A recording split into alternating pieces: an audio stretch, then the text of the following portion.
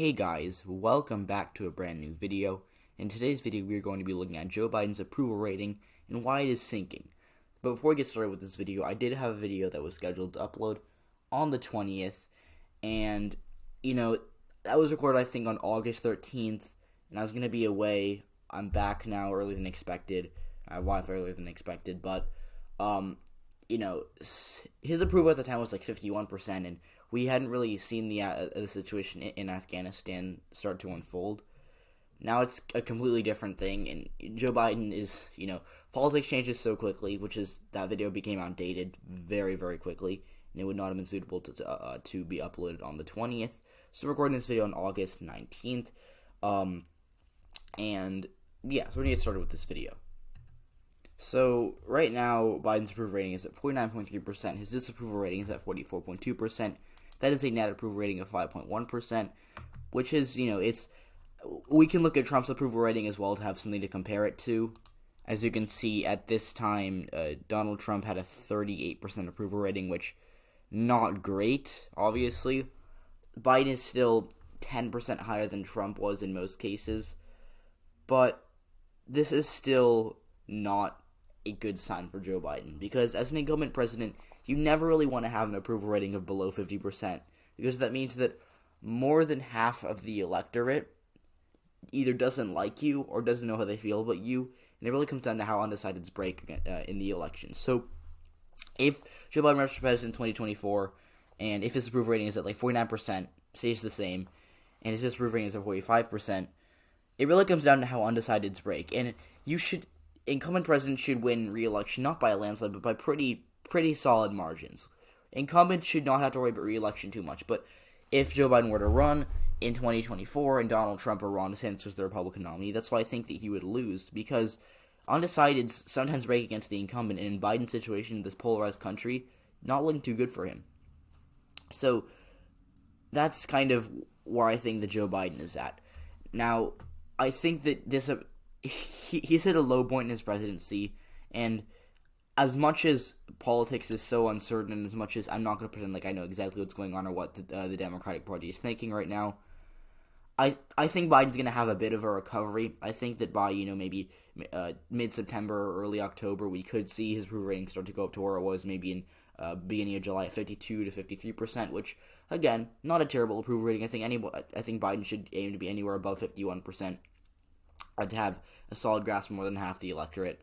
But I think what's mostly causing this is two really bad things kind of hitting Biden in the, I guess you could say, giving him a punch in the gut right now. And this happens for all presidents. We can literally look at Barack Obama. For most of the time, Obama had a higher approval rating than Biden, but even in 2012, I think 365 times 4 is 1,300. No, that's maybe 1,400 or something. Wait, no. Hold on. I'm wrong. No, wait, yeah. So, Obama,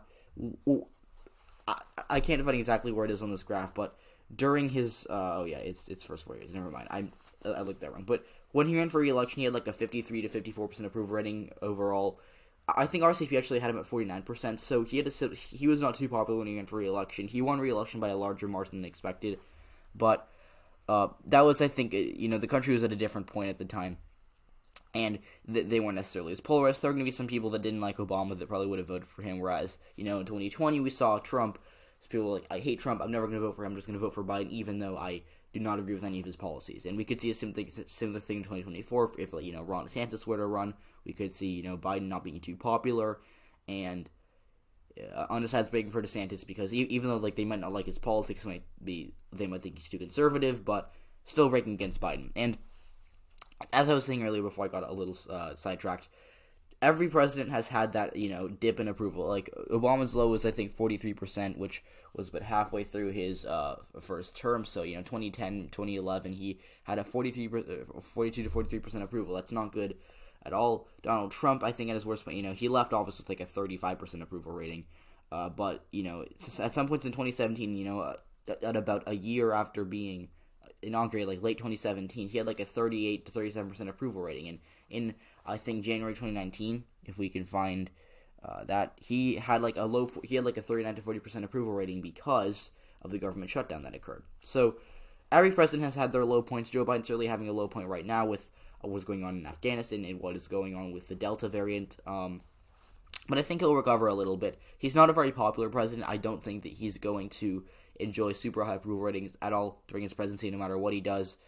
Joe Biden could balance the budget and have a $1 trillion surplus, and he'd still be at like a 53% approval rating because of how polarized the country is at, which is unfortunate, but it's the reality we live in, and it's what's going to be happening for the next few presidents. I hope it gets better, in 20 years from now, but right now, this is what we're dealing with. So, Biden, just to, I guess, say, to go a little more deeper, to dive a little deeper into what I think is causing this dip in approval for him is two things, like I said, Afghanistan and Delta variant. So the Delta variant really started to hit the United States back in late July. We saw some states and some counties specifically issue mask mandates for even vaccinated people indoors, which caused, some backlash because, there were a lot of vaccinated people who said, I wore a mask, I did my part, and I don't want to wear a mask again because I did my part and I got vaccinated. Now, on the other hand, there are people who say we need to be more cautious so we can prevent another lockdown, which, no one wants that, I'm assuming.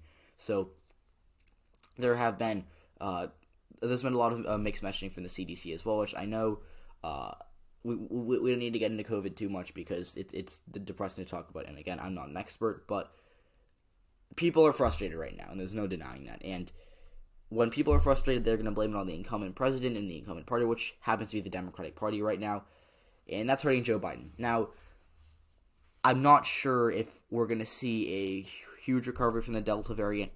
The UK was, the best model we have is the UK because they're like a fairly large country that has, big cities, and they were essentially a month behind us. They got Delta, maybe a month before us, and their cases surged for a while, and they've kind of dropped now.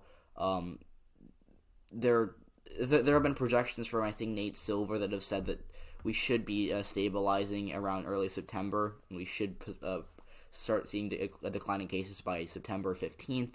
So if that's true, that's certainly good news for both America and Joe Biden, but I'm not going to count on that to happen. I certainly want it to happen, but we're not sure where we are right now, and that's hurting Joe Biden. And until he finds a way to prevent fears about the Delta variant from growing, that's going to hurt his approval rating. Another issue that's really happening specifically for the past few days is the war in Afghanistan. So Joe Biden, a couple days ago, withdrew essentially all American troops from Afghanistan, and 2 days later, the Taliban fully took over, which first, before we get into this, we need to look at this with a lot of humility and compassion, because what's going on in Afghanistan is truly awful. I feel so terrible for the people of Afghanistan, and I pray that things get better there, but unfortunately, we were in a lose-lose situation. We could, from Biden's perspective, we could have kept spending billions of dollars a year in Afghanistan fighting a war that, people believe that the Afghan army did not want to fight, as when we left Afghanistan, there was not too much of a resistance put up. So that's one side, and that's what Joe Biden did say. And then on the other side, you have, we had a responsibility to be there and protect Afghanistan from the Taliban.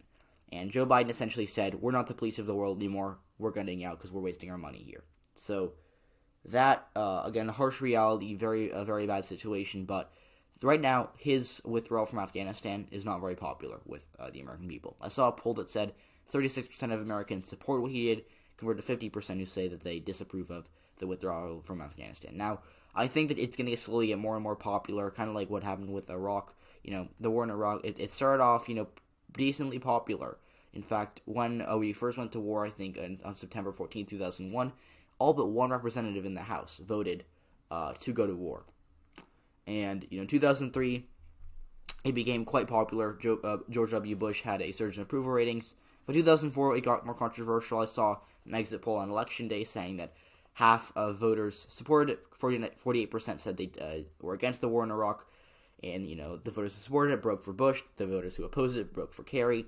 And by 2006, though, it just became a really unpopular thing with, I think, only less than a third of Americans supporting it, and the Democrats having a huge victory in the 2006 midterms.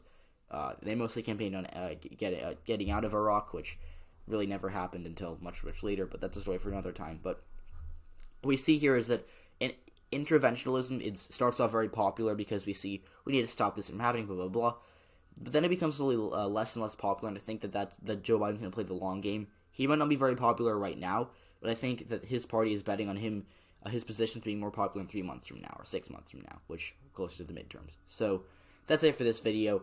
I hope you enjoyed it. I hope you found it informative. If you did, please leave a like, subscribe to the channel if you haven't already, and I'll see you all in the next one.